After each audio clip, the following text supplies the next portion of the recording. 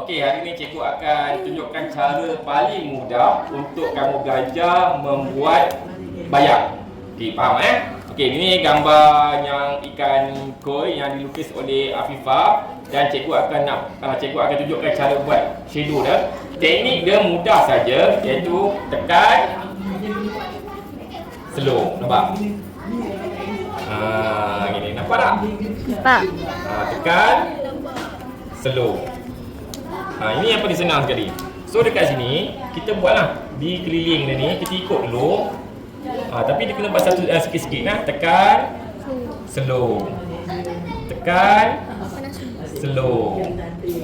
Okey, tekan, ikut dulu. Lepas tu buat warna tekan slow. Tak apa, naik je sampai ke atas. Sampai ke atas ni jangan tekan langsung. Kamu ibarat kamu letak je tangan kamu tu. Makin bawah tekan. Yang ni pun tekan, ikut dulu. Sampai dia warna hitam pekat macam ni lepas tu naik ke atas slow. Ringankan je tangan tu. Gitu. Ini sekali contoh tekan. Lepas tu slow. Naik sampai ke atas ya. Tekan. Lepas tu slow. Slow. Tekan slow. Tekan slow. Okay, faham tak sekarang ni?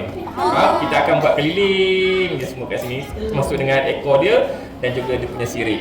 Okay, jelas semua? Jelas. Okay, alright, boleh buat sekarang.